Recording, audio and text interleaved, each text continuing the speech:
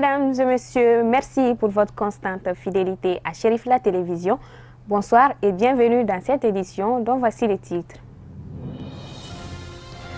Un ouf de soulagement pour les populations de la commune 4 du district de Bamako, précisément de Lafiabougou. La décharge communément appelée le mont Kilimanjaro a été complètement rasée et cela en si peu de temps.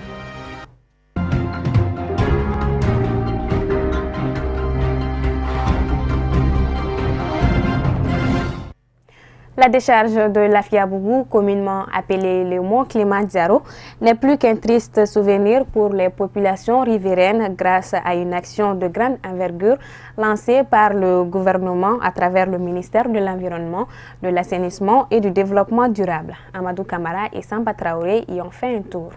L'évacuation de cette décharge a été un ouf de soulagement pour les populations de la commune 4 en général, mais celle de Lafiabougou en particulier. Pour constater de visu ces efforts de l'entreprise SCGS d'Abdine Yattara, une commission de veille et de contrôle surveille quotidiennement les sites. Bon, et ce déchet, et l'évacuation de ce déchet, c'est juste une implication du gouvernement du Mali à travers le ministère de l'Assainissement, vraiment qui se sont beaucoup battus à ce que ces déchets soient évacués.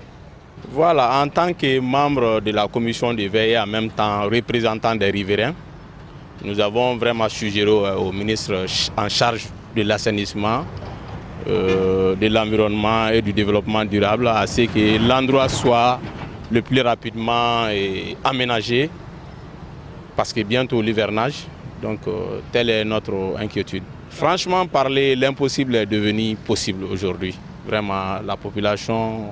On se sent vraiment, nous sommes très contents et nous soutenons le ministre en charge de l'environnement. Notre soutien ne fera pas défaut. Un appel, c'est juste à l'endroit de la population, parce que déjà l'État a fait sa part. À nous maintenant de veiller à ce que ce phénomène ne se reproduise plus. Donc tel est mon message à l'endroit de la population et en même temps les familles proches du décès. Oui, aux autorités. Aux autorités de veiller encore et en même temps de faire beaucoup de sensibilisation parce que souvent on a des problèmes. Nous, population riveraine, on a des problèmes. Nous avons notre part de responsabilité qui est là et l'État aussi a sa part de responsabilité. Ça, c'est de nous, en quelque sorte, nous informer à ce que nous devrons faire pour préserver non seulement l'environnement. Ces travaux d'évacuation ont coûté près d'1 milliard de francs CFA au gouvernement du Mali. L'espace sera prochainement clôturé et boisé selon la commission de veille sous la houlette du ministère de l'Environnement, de l'Assainissement et du Développement durable. En réalité, ce n'est pas une décharge. C'est un dépôt de transit qui n'a pas été enlevé. Et les déchets sont entassés. Parce que normalement, dans ce dépôt, les déchets ne doivent pas faire plus de 112 heures. Bon, à défaut d'être ramassés, ils se sont entassés. Et ça a donné, n'est-ce pas, la montagne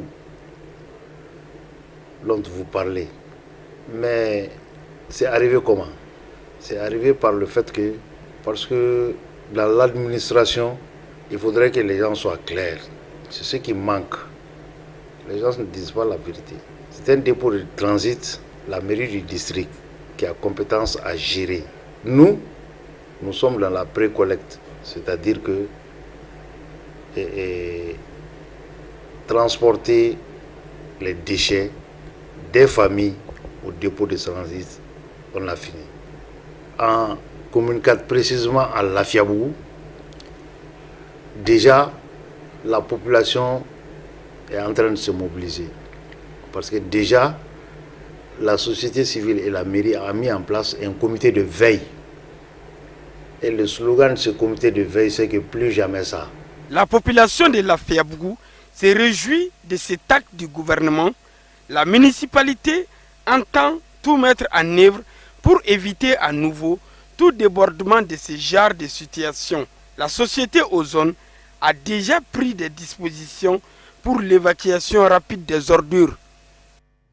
La 12e édition du Salon international de l'agriculture au Maroc, SIAM, a ouvert ses portes mardi à Meknès. Le coup d'envoi a été donné par le professeur Alpha Condé, président de la République de Guinée et président en exercice de l'Union africaine. C'était en présence du ministre marocain de l'Agriculture, de la Pêche maritime et du Développement rural. Amadou Diarra nous fait le point.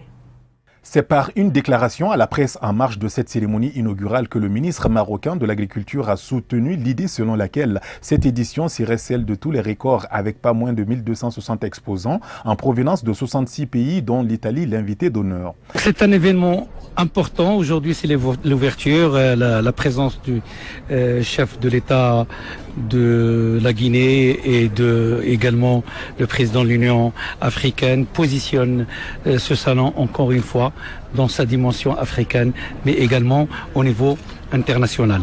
Je pense que nous attendons beaucoup de visiteurs cette année. Il y a une belle programmation, d'abord scientifique, mais également il y a 260 coopératives qui sont là avec les produits du terroir, avec une présentation sous forme de souk, mais également il y a tous les équipementiers et la présence des filières dans l'ensemble de leurs composantes et je pense que nous avons un produit qui reflète réellement l'agriculture, son développement, mais également son avenir. Aménagé sur une superficie de 172 000 m², dont 90 000 couverts. Cette grande ferme intégrée du Maroc, qui restera ouverte jusqu'au 23 avril, devrait attirer pas moins d'1 million de visiteurs professionnels et particuliers.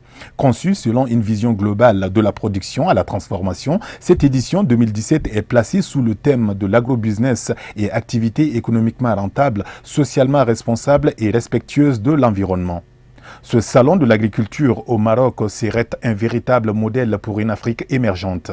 Économiquement rentable d'abord pour les investisseurs, ensuite pour l'État en termes de recettes fiscales et enfin pour les salariés en termes de revenus décents. Socialement responsable dans le sens où les petits producteurs sont payés au juste prix et les consommateurs à mesure de s'approvisionner selon le meilleur rapport qualité-prix. Respectueux de l'environnement en s'appliquant autant se faire que peu à circonscrire les effets négatifs de l'activité humaine. Ces impératifs constituent le fil conducteur du plan Maroc vert dont l'ambition est de transformer toutes les filières agro-industrielles. L'actualité dans l'Hexagone est dominée par la grande élection présidentielle 2017. Le premier tour de ce scrutin historique aura lieu le dimanche 23 avril. Cependant, il faudra attendre le soir du 7 mai lors du deuxième tour pour enfin connaître le nom du successeur de François Hollande. Amadou Diarra. À 6 jours du premier tour de l'élection présidentielle, les candidats ne veulent pas prendre trop de risques pour éviter de faire l'erreur fatale qui leur coûterait une éventuelle présence au second tour. Emmanuel Macron a revu son agenda et ses priorités pour pouvoir s'adresser aux indécis. Ne faire que des réunions publiques avec vos soutiens, ça n'est pas le meilleur moyen de les toucher. Je me rendrai dans plusieurs lieux qui sont des lieux de travail, des lieux du quotidien. Aller au contact des indécis pour les convaincre. Distancé dans les sondages, Benoît Hamon multiplie lui les déplacements sur le terrain. On ne peut pas être dans un rapport où on est certain que ce que va vous renvoyer la foule, c'est bien. Donc ça donne de l'énergie toujours, mais une campagne présidentielle, ça suppose de se cogner à la réalité. À l'inverse, Jean-Luc Mélenchon marque la fin de sa campagne par des super meetings. À Dijon, mardi dernier, le candidat de la France insoumise sera une nouvelle fois retransmis dans plusieurs villes de France grâce à ces hologrammes. Avant de boucler cette édition, Kadi Diakité nous fait le tour d'horizon de l'actualité africaine. C'est tout de suite en bref et en images.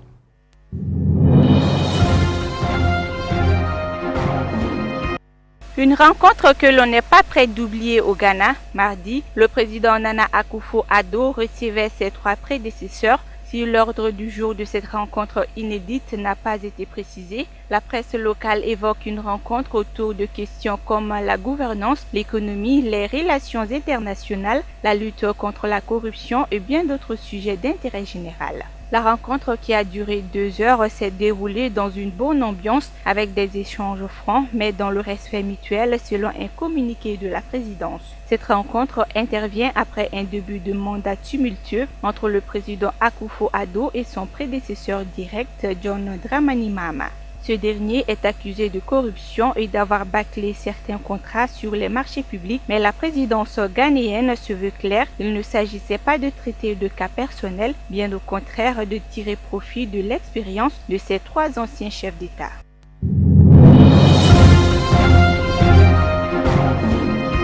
Dernière ligne droite avant le 1er mai, c'est cette échéance que se donnent les syndicats ivoiriens de la fonction publique pour obtenir ce qu'ils réclament depuis des mois.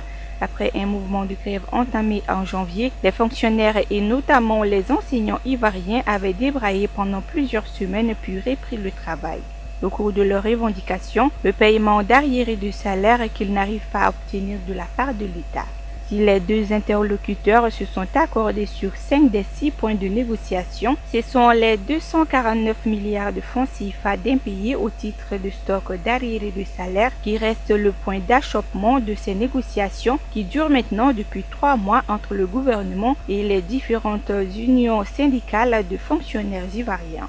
Pour sortir de l'ornière, le gouvernement propose aux 160 000 fonctionnaires concernés une solution qui pourrait être surnommée logement contre arriérés de salaire.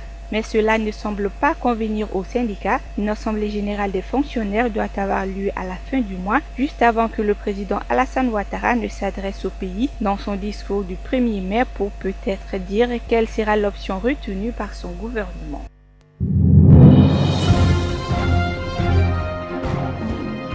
Environ 200 policiers ont manifesté mardi à Ouagadougou pour dénoncer une gestion opaque des contrats de la sécurité qu'ils assurent pour des sociétés privées. Rassemblés devant le camp de la compagnie républicaine de sécurité, les policiers ont exigé la publication des contrats authentiques, des prestations de services payés et le limogeage du directeur général de la police nationale. Les services payés regroupent les prestations de sécurité et d'escorte policière auprès des banques, des hôtels, des sociétés d'assurance et des mines contre une rétribution régulière. Dans un communiqué, l'Union de la police nationale, le principal syndicat de la police, a affirmé comprendre et soutenir ce mouvement pacifique et discipliné.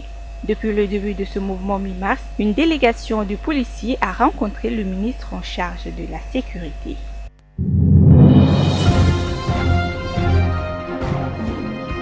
Au Niger, les étudiants dont 4 leaders arrêtés ont été libérés mardi ont lancé le 10 avril un important mouvement de protestation qui a conduit à des affrontements avec les forces de l'ordre et la fermeture pendant plusieurs jours du campus. Un étudiant est décédé dans des conditions restant à déterminer. Selon un décret signé par le président Mahamadou Issoufou, le ministre en charge de l'enseignement supérieur et le ministre de l'Emploi et du Travail échangent leur portefeuille ministériel. Le départ de Mohamed Ben Omar était un des 3 préalables de l'Union des scolaires nigériens avant tout dialogue avec les autorités sur la crise universitaire. Le deuxième préalable est l'ouverture d'une enquête indépendante pour faire la lumière sur la mort d'un étudiant. Le troisième préalable de l'USN était la libération des 4 dirigeants étudiants. Pour faire aboutir ces 3 préalables, l'USN avait décrété la suspension des cours dans tout le pays jusqu'à nouvel ordre.